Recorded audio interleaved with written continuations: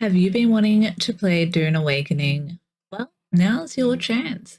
We have the free weekend coming up from the 11th till the 14th with no restrictions, no hours, no levels, nothing capped. You can do all of the content that is available, which we'll get to in a minute, but there has been some updates. It is an excellent time to get aboard. And I know a bunch of you have been like, don't really want to spend the money and find out that it's super shit. And if you happen to see my getting got by exploiters video, don't let that discourage you either, as they fixed a bunch of stuff and made it so much easier to get a lot of things. Alas, I'll never get those engrams back. But whatever, I digress. The game has definitely been improved a bunch since release, so if you haven't played in a while and you were like, ugh, it's worth checking out again. And for those interested in actually purchasing the game, there will be on the first time ever discount of 20% until the 22nd of September. So from the 11th till the 22nd, you can get 20% off the game itself. They also recently, like I was saying before, released the most recent update and DLC. If you happen to have gotten the season pass, you get that for free. Otherwise, it costs you like $15 or something like that. Probably check that out. Yeah, it's like $18.95 if you're in Australia. It's probably about $15 in America to get it separately.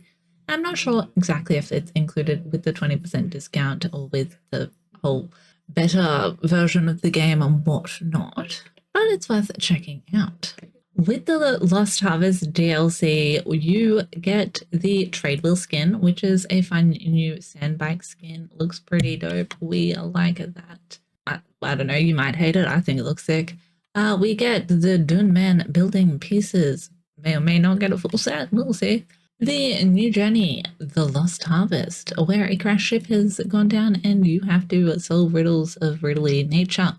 3 Imperial Testing Stations have been added. So if you're sick of the regular grind, 3 new ones. 5 base decorations, 2 armor skins, Thumper emote, and 4 weapon skins. So decent little acquisition. We also get the free update, which was meant to come out on the 10th, but it came out on the 9th, so a couple of days ago now. And we got some cool new goodies added with that. The storyline continues, so we can continue our journey on the storyline. The character recustomization, that has been added for the base game. That's pretty cool if you happen to be a super bald Harkurian like myself. They've added a couple of new hairstyles and tattoos. Fun times, don't mind that little hairdo. More dynamic encounters, as well as a couple of changes to like the loot boxes in regard to spawning with NPCs and stuff. Mixed reviews on that so far. Archetype armor sets. So that's another little addition that you can skin your armor with. I'm assuming it actually might be, no, it's just, yeah, full new armor sets. New contact missions. So even more content for you to continue. So again, if you haven't checked out the game in a while, there is a bunch of more, hip new content. Hip new. Speak good. If you do choose to play during the free weekend, you will also get access to a cool mural if you happen to buy the base game, or if you have the game already, you get access to the cool new mural, similar to the other mural, I believe, which was one of the first. I don't remember how we got that. And starting on the 11th, if you happen to have a Twitch, do head over to vanillibet, or am I still ILLIBET? I might still be ILLIBET over there too, as you might notice the soft launch into my new name. Pretty sure it's still ILLIBET. Anyway, there'll be a link somewhere in the description here.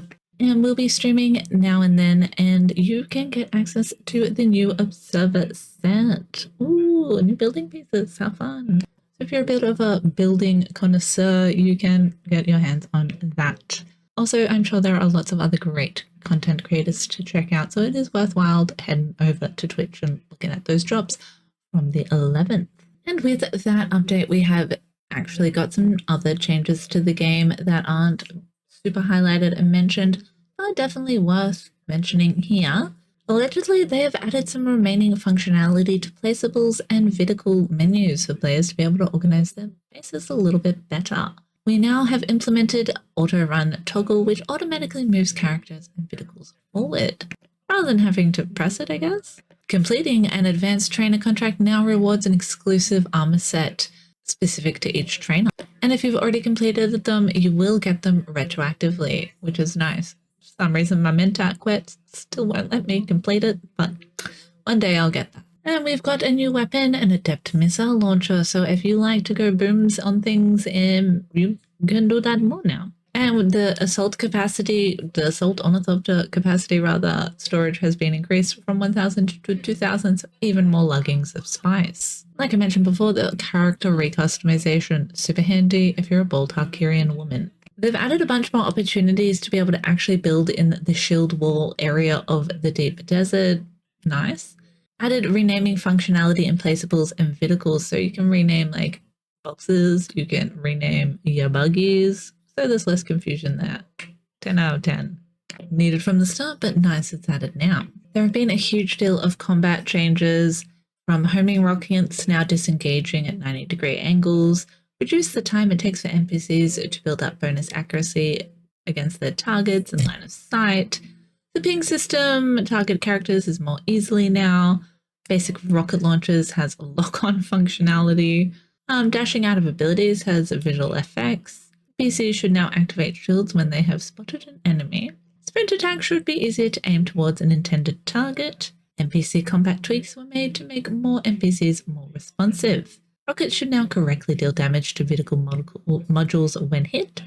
Updated target for Bindu Nerve Strike to more often align with your melee soft lock target.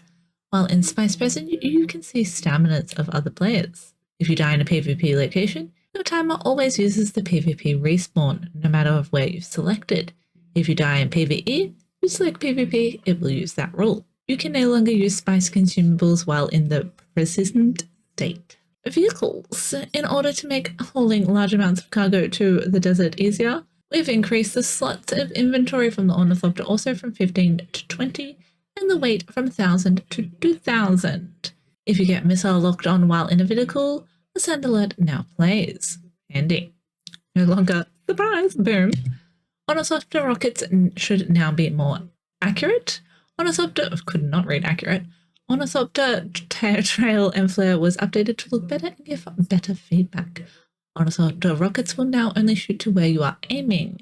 Ornithopter rockets now explode when reaching the end of their life. Rockets can now be equipped by double-clicking on them with the mouse. Improvements made to camera while using one-handed tools while in a vertical passenger seat. Some world-building changes. The sandworm now checks if the player's on a vertical to stop you randomly just getting ate. In PvP areas, various loot containers and testing stations will now respawn at the same time as the related NPCs. Implemented auto-run toggle we mentioned earlier. We've got a bunch of added new journeys and some player experiences. We've got some new DLC, journey steps, as well as some base game updates and some new contracts and missions to get your hands on some thingies. Contracts can now be tracked from your map from hovering over them. Nice. A huge one if you've ever randomly been caught in the lag between the deep desert changing sectors and your ornithopter just fucks off somewhere. They've now gotten rid of the quicksand, so no longer just hopping about and trying to rescue your boyfriend. You can't because in the chaos. Anyway, we've got rid of that, so look out. No more of that lag when crossing through sectors or falling into that quicksand and shit going away. They've created some new story content locations and new caves to explore in the Deep Desert Shield Wall, created new Deep Desert layout and increased rock island density, as well as added a whole bunch more spawns already of the Plastilium and the Stravidium and all of that good stuff. They like to go from one extreme to another, our funcom. They've improved a bunch of various caves in the Deep Desert for visuals and performance.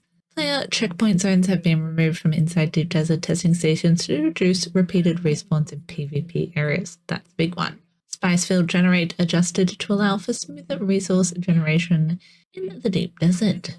It is now only possible to purchase from the Landsrab Rewards Center if you switch to the faction before the term started.